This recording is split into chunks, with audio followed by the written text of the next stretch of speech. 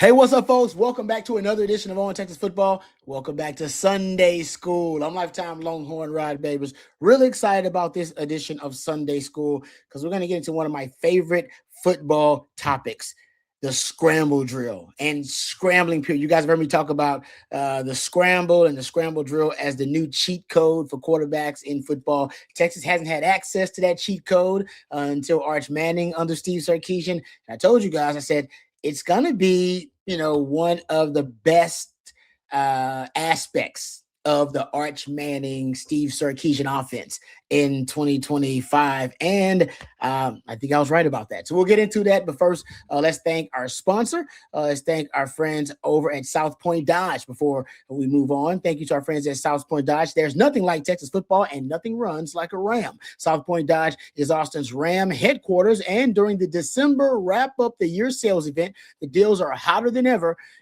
Actually, my friends over at South Point Dodge have the best deals ever over there as well. Huge savings on Ram trucks and Jeep SUVs, plus exclusive perks for On Texas football listeners. 90 days to make your first payment, and they will ship that fantastic vehicle to you no matter where you are in the great state of Texas or in this great country of ours. They'll send it to you no matter where you are, as long as you're shopping at southpointdodge.com. Over 600 vehicles in stock right now, so whether you need a workhorse or a weekend warrior, our friends over at South Point Dodge, they got you covered. No matter what you need, they pride themselves on being Austin's automotive everything. So check out southpointdodge.com or go see them off of I-35 in South Austin. Get to the point with our friends over at South Point Dodge. Thank you very much to our friends at South Point Dodge for sponsoring this episode of Sunday School. All right, let's dive into it here, folks. Ladies and gentlemen, the scramble drill. I've talked about it before. Now, my prediction was, Sark was going to benefit tremendously from having access to football's newest cheat code. And Quinn scrambled a little bit, but he wasn't going to be able to weaponize the scramble drill, and he didn't have the mobility to be able to do it, or the overall athletic profile to be able to do that. That just wasn't his game. But it is part of Arch's game. So my prediction was, Sark was going to benefit tremendously from it. And turns out it actually exceeded any of my expectations, guys. You're looking at just scramble. So I had to define it, right? So, and it's subjective. I'm sure everybody can have their own definition of scramble drill. For me, scramble for a quarterback, anytime he had to break outside of the pocket, all right? So abandon the pocket, and or a wide receiver, running back, tight end, any receiver had to adjust their route or had to break off their route to obviously come back to assist their quarterback under duress or aid their quarterback under duress. And sometimes maybe because the initial play was dead. I always say the toughest thing about defending scramble drill is because you're defending 3 plays in one.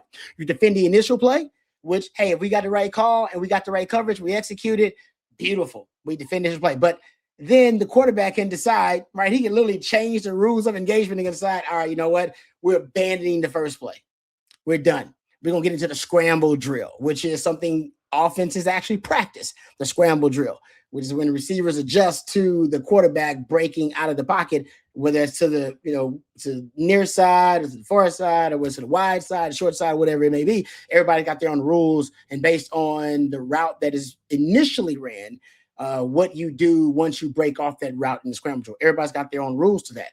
And then after that second play, the scramble drill, then you got the scramble. The quarterback, you can defend the scramble drill successfully too, or the quarterback decides, this is not wise for me to try to throw it here outside the pocket. I'm just going to run it.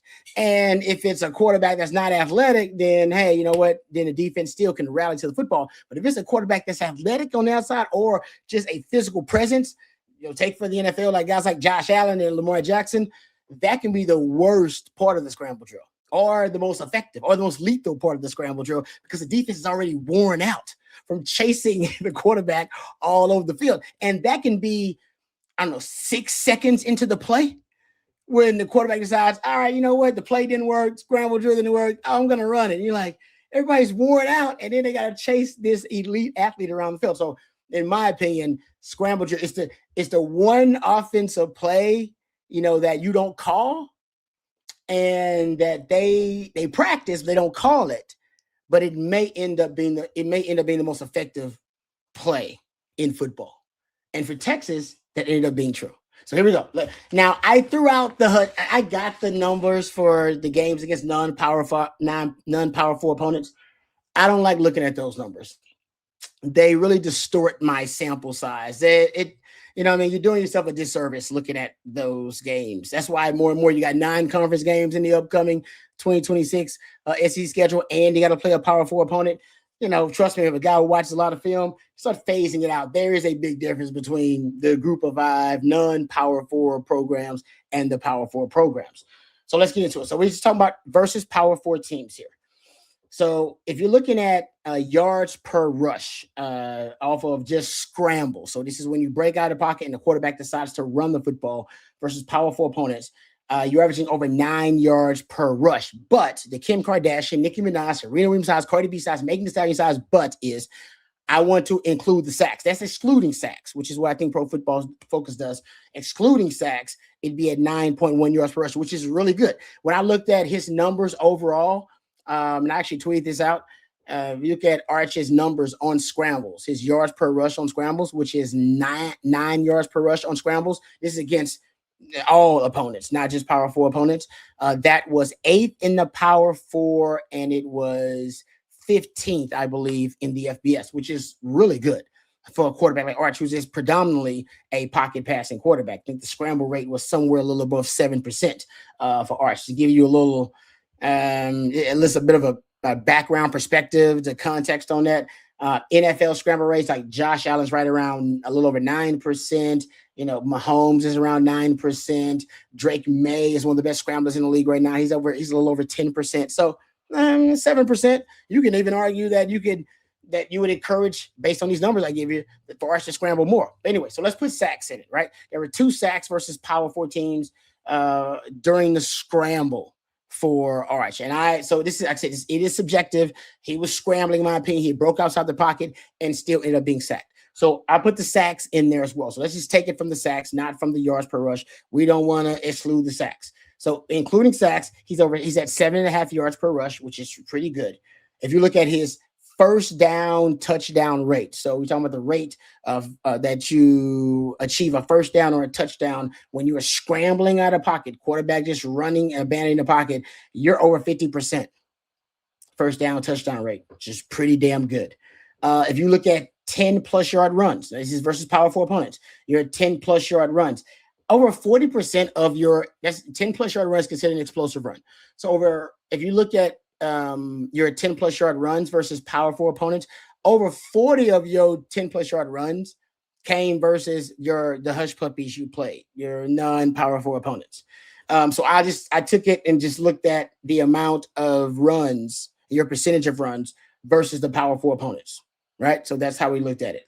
And your explosive runs, you had scrambles, over 35% of your 10 plus yard runs, if you go look at it, versus power four opponents, were scrambles.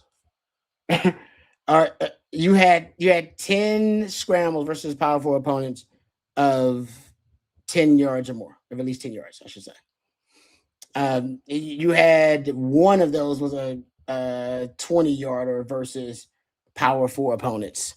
But that was it. Only one broke. But you only had 9 20-plus yard runs all season. You had 6 versus power four opponents. One of them was a scramble.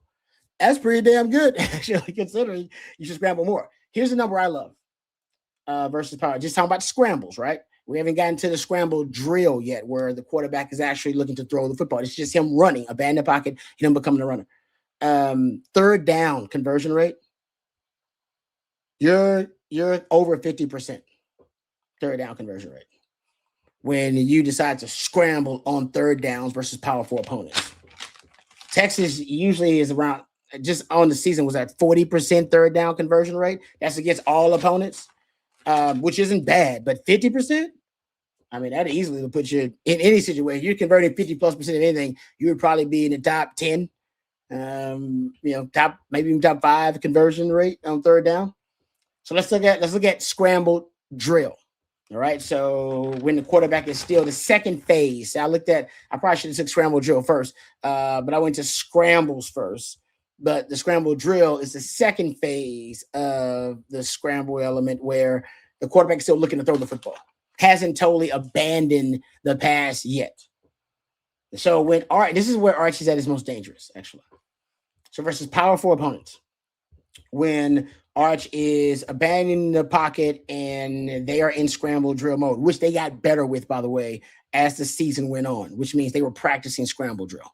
I was always complaining about how Tom Herman's teams wouldn't practice scramble drill because Sam Ehlinger, Bam Sam Ehlinger, as I used to call him, he scrambled as much as any quarterback in college football when he was at Texas. Part of it's because he probably didn't trust his O-line, and he knew I got to get the hell out of Dodge, and I just abandoned the pocket, all right, and make some plays. But if they would have practiced scramble drill better, think about how big the receivers were. Colin Johnson, Lou Jordan Humphrey, big receivers that can win 50-50 balls downfield. And when you're scrambling, all you need is a one-on-one. You're looking for a one-on-one. I got a one-on-one. Okay, all right, ball placement, go make a play. Sometimes guys running wide open, but sometimes it's just a 50-50 situation. And you need a guy that can win contested catches, and they were big receivers. And I wish they would have practiced that more. I do think, based on the film, that Sark and his guys are practicing scramble drill. And I think guys are getting better at it because I think they know what a weapon it can be for Texas. All right, so here's versus powerful opponents, the scramble drill. You're at 54% completion percentage, which that's not great, but it's like I said, you're abandoning the first play anyway. So of course it's going to be inefficient from that standpoint. You're not going to complete a lot of your scramble drill plays. I think 54% is probably pretty good. I don't know the number nationally on that. I do some more research for you, but I just telling you, guy that knows ball, I think that's pretty damn good that you're over 50% of your scramble drill. Because then think about it deteriorates into a scramble. A lot of times, scramble drill, oh, nothing there. Oh, I'm going to scramble and take it. So it's not as inefficient as it seems, because a lot of times, like I said, that's the second phase of ultimately what ends up being just a positive run. And you're averaging over 7 yards per rush on scrambles, including sacks. You're excluding sacks, you're over 9 yards per rush. But getting back to the scramble drill, this is what I love about it. Big plays. Big plays. You guys know I love explosive plays. And we were talking about in the running game, 10 plus yard plays are considered explosive plays. In the passing game, we're looking at 20 plus yard plays. So you're averaging over 11 yards per attempt in the scramble drill scenarios versus powerful opponents. That's pretty damn good. You actually average more on yards per attempt versus powerful opponents than you did in scramble drill than you did just versus everybody, because you got better as the season went on. You got better as you got deeper in SEC play. You got better with scramble drill. Now, I think one is just it was out of necessity, right? Necessity is the mother of invention. I think Arch not only is good at the scramble drill, as I talked about last off season, but he had to, because you had one of the worst pass protection units in the SEC and in the country. I mean, you were outside the top 100 in pressure rate allowed all season long, and you didn't really have a consistent running game. So the scrambling and scramble drill was a big part of your running game, and you had to execute it often when pass protection broke down. So you're over 11 yards per attempt. I like the first down touchdown rate. You were over 40, you're around 45% first down touchdown rate, which is a really good number on your scramble drill. If you're looking at explosive plays, now I just looked at the explosive plays they had versus powerful opponents. I did not include the explosive plays they had versus non-powerful opponents. But if you look at the percentage of explosive 20-plus yard plays in those powerful games, the scramble drill accounted for around 25% of them. 25% of your explosive plays that you got in those games were part of the scramble drill. Now, your explosive play rate, all right, now how often you generate those explosive plays compared to how often you actually had the scramble drill, you're at 33%. So a third of the time that you execute the scramble drill, it produced or generated an explosive play versus powerful opponents. Third downs, you're over 50% again. You're actually hovering over 55%. Third down conversion rate on scramble drill versus powerful opponents, because you got better at it as the season went on. Scramble drill. I told you, cheat code. Get good at it, really good at it. And for Texas, they got bigger receivers now, right? We talked about bigger receivers. Ryan Wingo's bigger. Emmett Mosley's really a bigger guy, and he's really good in contested catch situations. Parker Livingston is long and rangy, 6'3", whatever he is. So you got bigger receivers, which I think is going to help you in some of those scramble drill situations too. And hopefully your tight ends are also, bigger receivers. And conceptually, those guys should also be really good in those scramble drill situations. Let's talk about the total. Let's scrambles included and scramble drill, both. We put them together. We combine them versus Power 4 opponents. We're at over 9 yards per play. For over 45% first down touchdown rate. Your explosive play rate is 20%. So 20% of the time when you're in scramble drill or scramble mode or scramble drill mode, produces an explosive play. Now I'm looking at 20 plus yarders. I didn't even look at the 10 yards. We're talking about just 20 plus yards. I just looked at 20 plus yards. That was it. I didn't even look at the 10 plus yard plays that you got in the running game. We defined in this specific scenario 20 plus yards as your explosive plays. And your third down, you're over 55% third down conversion rate. You did have 2 sacks. We talked about that earlier. And I did include that in the sample. That was included because college football is weird. I put that in the rushing. So the 2 sacks, I did include that, in the rushing numbers. So that's also included in your total combined numbers, and you're still over 9 yards per play. But so I don't know what it says that the most effective and the best play concept for Texas in 2025 was the play that Sark never called, but I will give him credit. I think it's the play that he did practice, and the team got much better at it. That play concept, which was scramble and the scramble drill. All right. Thanks to our sponsor, our friends over at South Point Dodge, southpointdodge.com. Thank you to Matthew behind the scenes, twisting and sweetening the dials. Nobody does it better. Hope everybody out there has enjoyed their weekend. Thanks to each and every one of you for watching and for listening. For Matthew and for our friends at southpointdodge.com. I'm lifetime Longhorn Rod Babies. Until next time, hook 'em horns.